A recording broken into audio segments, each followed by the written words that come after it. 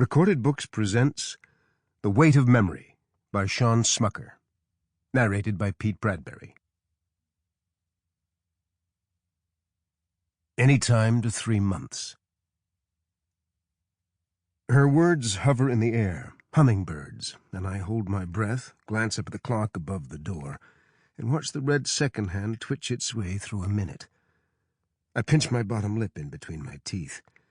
There's a small piece of paper under her chair, the tiniest corner torn off, left from the previous examination. What news did that patient receive? What diagnosis? What will I leave behind? "I'm sorry, Dr. Cortez," I say. "Can you repeat that?" Each of my blinks is like the shutter on an old camera, holding for an extra moment so that I see the negative of her on the inside of my eyelids. I reach up and rub my eyes. Why do I not feel a deep sadness? I think it would be appropriate for me to feel a deep sadness. "Mr. Elias," she begins again, and her words have a lullaby quality to them, as if she's explaining a monster to a child, the darkness sleeping under the bed. The movement subtly shifting in the corner of the room after the light turns off. My mind wanders, this time to you, to the happiness on your face when you see me waiting outside of the school, or how heavy your eyes are when you're trying not to fall asleep. I think of all the made-up tales you have told me, all the imaginary friends, all the whispering voices. I realize in that moment that I can never tell you this news, because it's a monster far too scary, a story far too dark for an 11, almost 12-year-old. There is a relief with the realization that I do not have to tell you, that I will not tell you.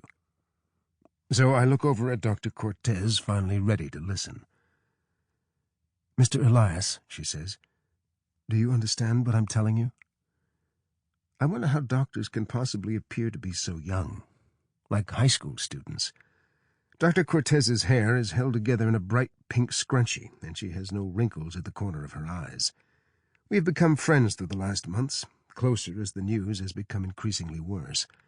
She has always tried to soften the blows. The thought hums through my mind that this is a practical joke, one of those television shows where they play pranks on unsuspecting chumps. I smile to myself, eager for this to be true. I actually checked the room for a hidden camera, perhaps in the light switch, or in that pointy wall mount behind the glass jar of cotton swabs, or in the tiny pendant that sways, barely visible inside the neck of her blue blouse where the top button sags undone. But there is the knot on my head behind my left temple. That is no practical joke. And there are waves of nausea, moments when I nearly black out. Those are not practical jokes. And Dr. Cortez wouldn't lie to me. Maybe it's God. Maybe God is the prankster here. My face must be suitably blank because she tells me once again for the third time. "Mr. Elias, there is no treatment available," she says. "It's too far along. I'm very sorry."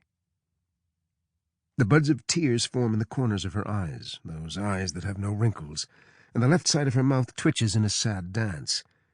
She stands and turns away and pretends to rearrange the various pamphlets on the counter. I shift ever so slightly on the examination table, and the paper underneath me crackles like electricity.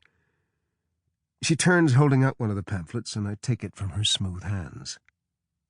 She's a child. The words on the pamphlet read, "Hospice Care and You."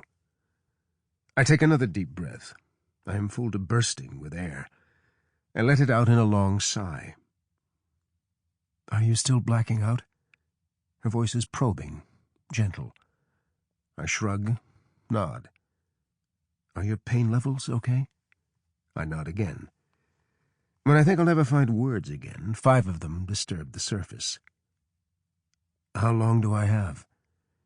She clears her throat. "Mr. Elias, I don't normally—" Her voice collapses in on itself. "Dr. Cortez, I've been trying to get you to call me Paul for over a year now." I try to chuckle, but no sound comes out. "Mr. Elias, Paul," she says. "I understand," I say, and my composure seems to catch her off guard. I shrug and give her a small but heavy smile.